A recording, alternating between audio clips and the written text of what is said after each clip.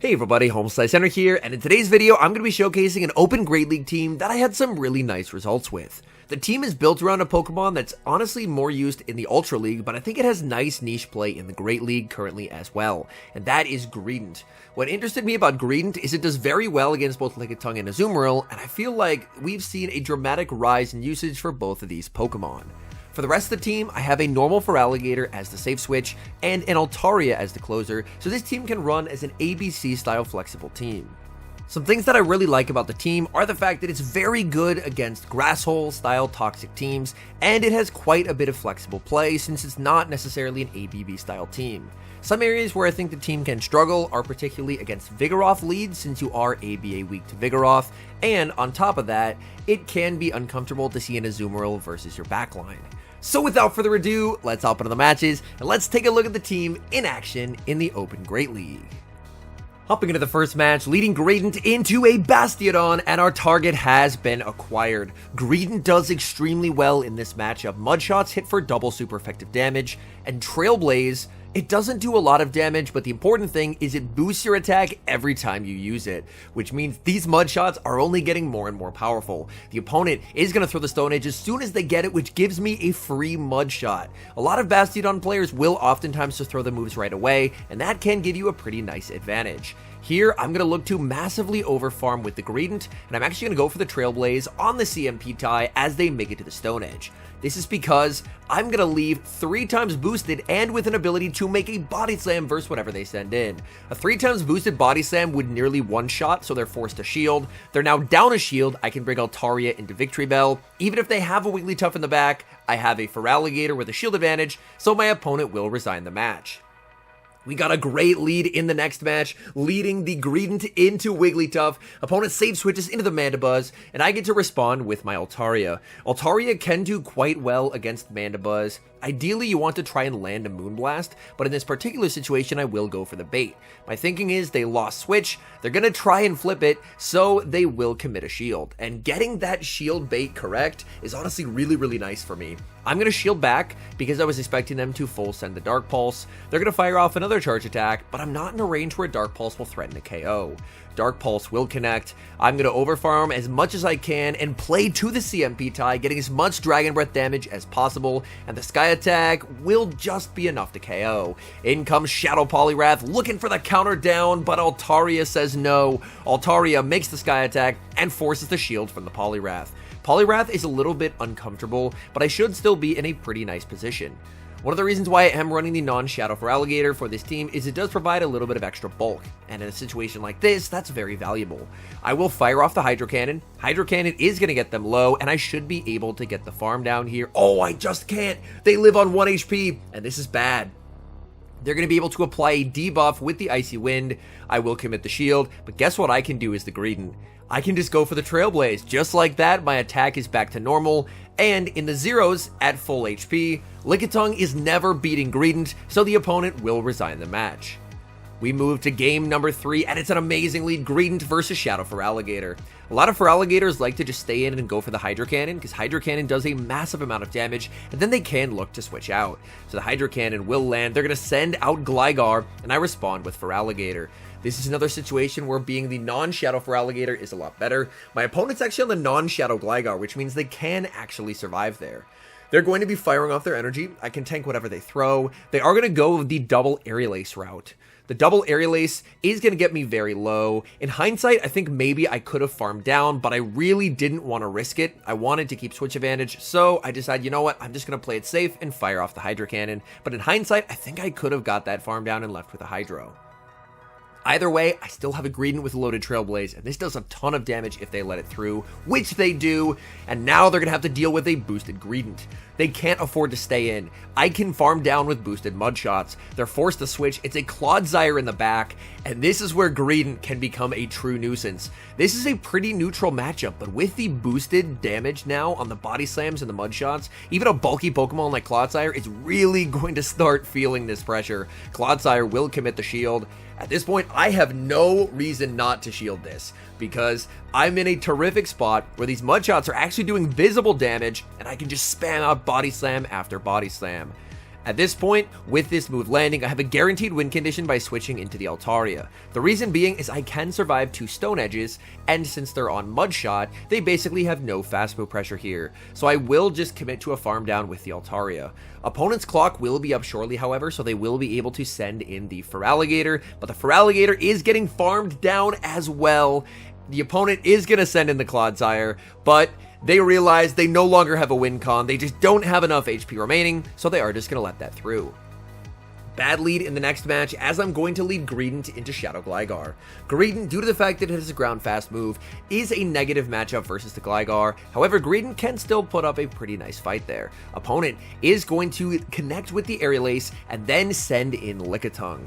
Honestly, not an amazing spot for me to be in, but I can potentially use this as an opportunity to get energy on the Greedent. Because even though Greedent into Gligar is a losing matchup, it's still a matchup where if I can get energy head start, I can deal some pretty okay damage with body slams. So now I can send in the Greedent, and as long as I've been keeping track of their energy, I should know how much I can overfarm here. So they're firing off the body slam. I should be able to farm up 4 safely, fire off this body slam, and now I have a body slam loaded, which I can use to get some nice damage onto that Gligar. And the closer I can get Gligar to farm down range, the better it's going to be for me. So I will fire off the body slam. That will be no shielded. They're now below half HP. I can send in the Altaria. They're now into the red health, below 25% HP. I decide to let the Aerial Ace go. In the back, oh, they have double normal. They have a Vigoroth. This team as a whole is pretty soft to Vigoroth. Vigoroth is definitely, if you see it, going to be a bit of a tricky Pokemon to handle. At this range, I know I live a body slam, a rock slide would KO, I call the bait, and my opponent does go for the body slam. That's terrific for me. I'm now going to fire off the Sky Attack, looking to switch. The switch clock isn't quite up yet. I send in the Greedent, and I have 2 shields, but my opponent has 2 charge attacks. So I will commit the shield. They're firing off another body slam, and I'm going to be no shielding here. I am letting this through. Opponent is going to switch out. They send in the Shadow Gligar. I overfarm as much as I can and fire off the body slam. Body slam is going to be able to pick up the KO. In comes Vigoroth. I get to the back-to-back body slams, but the counter goes through. I'm only getting one of these moves. The body slam gets them low. In comes Altaria. They're firing off energy here. This is going to be really close. Can I take the win? Yes, the Dragon Breath goes through, and I'm barely able to take that game. We got a great lead in the next match. Greedent versus Bastiodon. We saw how that went game 1. This is not a fun time for the Bastiodon. I'm going to go for the Trailblaze. Bastiodon farming up. This time going to throw on good charge attack timing, so very nicely done by my opponent. They will go for the Stone Edge. And you know what? I'm just going to keep boosting my attack. Greedent is going to continue its Bastiodon rampage here. Opponent is going to switch out into Gligar. And Gligar is now going to have to deal with double boosted body slams. This is the non-shadow Gligar. But even so, the non-shadow is bulkier than the regular. But this is doing quite a lot of damage. My opponent actually ends up losing charge attack priority here. I did not know that Greedent won that CMP tie. My guess is it's probably IV dependent. My opponent is going to undercharge the dig, so I decide to switch out and send in Altaria to deny their move. This of course does mean that I've switch locked my Altaria onto an opponent that does have a Bastiodon. However, I do have a plan. And that is that the Bastiodon has already taken a lot of damage. Altaria into Bastiodon is absolutely horrible for Altaria, but as long as I have shields and their Bastiodon's already taken a lot of damage, this matchup is not nearly as bad as it typically would be. Opponent is going to switch out, saving the Bastiodon for later, and it's Mantine as their final Pokemon, and this could get a little tricky. Mantine versus Feraligatr, not the most comfortable matchup ever. Mantine has farmed up, and they're at 9 wing attacks. This means they're 1 off the back-to-back. So I'm going to shield, throw 2 Dragon Breaths, switch and catch onto the 1 HP Greedent. Let's go.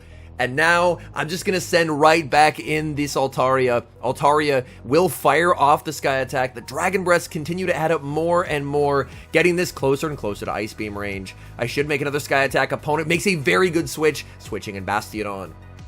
They get the catch, but I'm going for an undercharge on the Sky Attack because I want farm on this Feraligatr. The Bastiodon lives on 1 HP. It makes the Stone Edge. The Stone Edge connects, but I farm down, and I'm 1 off the Ice Beam. They left, I believe, 1 short of the back-to-back, so they can Aerial Ace, but the non-Shadow Feraligatr tanks the charge attack and makes it to the Ice Beam. Ice Beam does pick up that KO. Things got a little scary there towards the end, but we are able to take the win.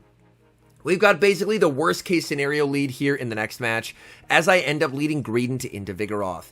Vigoroth leads are going to be very difficult to play out of. To be honest, a lot of the time, these are going to end up being losses, but if you end up playing very carefully, sometimes you are able to fight back and get a win. In this instance, I decided to throw one mud shot before switching, just because I know Greedent is probably going to be valuable versus their backline. I am able to get some damage on the Vigoroth, which is quite nice. I'm going to fully wait the timer and send in Altaria. My opponent is going to send in their hard counter of Wigglytuff, understanding that I am switch locked in here, and this is not ideal. I will fire off the Sky Attack. Sky Attack will do some nice damage. They're protecting the Wigglytuff. They know Wigglytuff does have value in this matchup. Switch clock's up, in comes Greedent, firing off the Body Slam, and the Body Slam will be no-shielded by my opponent. They're going straight Icy Wind here, 100%, but I have to shield something in this game, so I will commit the shield, and just look to massively overfarm with Greedent. Greedent, even when debuffed, I mean, its pacing is just terrific, so it's going to be able to spam out so many charge attacks. I'm overfarming quite significantly here, so I will have a charge attack, or at least one away from a charge attack exiting the matchup. They shield, they preserve that Wigglytuff, and that's honestly such a heads-up play by my opponent, because they're understanding that I have to switch out into the Altaria to get this snipe, and now this means that they can just send back in the Wigglytuff. Wigglytuff is going to fire off the Icy Wind. If I can farm this down and leave with a move, I think I'm in an okay spot. I'm going to try for it here. Going for the farm down, but they survive on 1 HP. I get the mud shot down with the Greedent in the back. It's a Shadow Feraligatr. Oh, that is so unfortunate. I make the Trailblaze, but I lose charge attack priority. Despite the Nightmare lead, we were able to get it close-ish, but my opponent ended up just playing it very well, so I didn't have much of a win con. Another bad lead in the next match, leading Greedent into Mandibuzz, and here's the thing about non-Shadow Feraligatr. Non-Shadow Feraligatr does actually win these zeros versus Mandibuzz straight Ice Beam. However, the fact that my opponent didn't switch tells me they probably don't have an amazing counter in the back, so I'm going to stay in, shield, bait, grab a shield from my opponent, and now my opponent is in a very tricky position. They will go for the Dark Pulse, that's very fine by me. I'm going to fire off the Ice Beam, and they are forced to under-tap this Aerial Ace. If they don't, I will outpace and make it to the Hydro Cannon, and a Hydro Cannon will actually be enough to KO. So my opponent ends up going for good timing, I make the Hydro, and I'm able to win the one shield despite being down a turn at the start. In comes Skeledirge. Unfortunately, the game stutters like crazy, but I am finally able to click the Hydro Cannon right before I do get KO'd. They leave with a ton of energy, and I'm going to send in Greedent. My Greedent cannot damage this Feraligatr in terms of charge attacks, basically, but is very good at being a damage sponge for all these Disarming Voices. So they are going to be firing off another Disarming Voice. I'm again going to let that through, and in the back, they have Cresselia, and I should be in a pretty good position here. My win con is spamming out a lot of Body Slams, and then putting the Cresselia into a range where I can send in the Altaria and win the game there.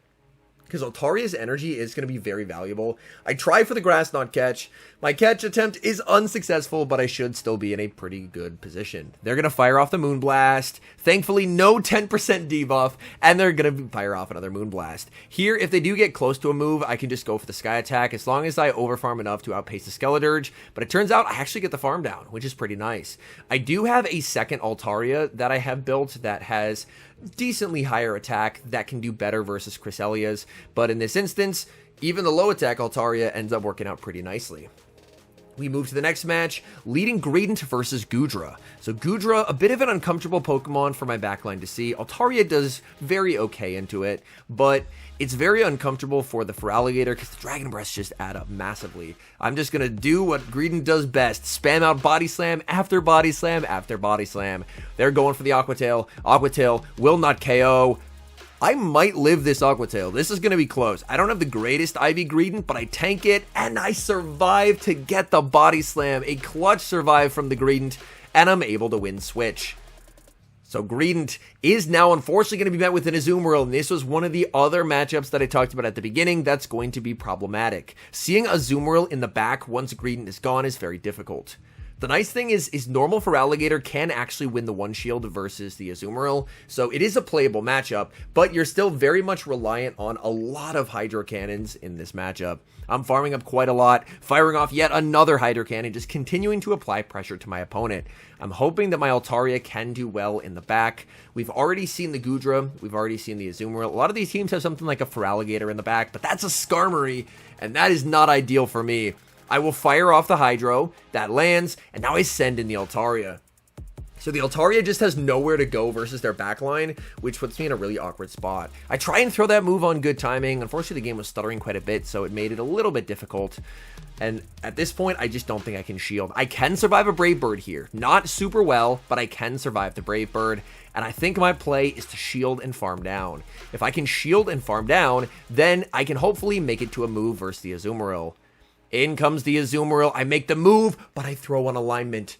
Oh no. They get a free bubble. I miss 2 Dragon Breaths of damage, but I will be able to outpace. This Hydro Cannon just has to KO. Come on, Feraligatr. Hydro Cannon leaves them at 1 HP. If I threw that move on good timing and got the 2 Dragon Breaths, I could have won the game despite that terrible endgame alignment. But unfortunately, that's probably the best example I could ever show of a mistake in mechanical play ending up costing a battler a game.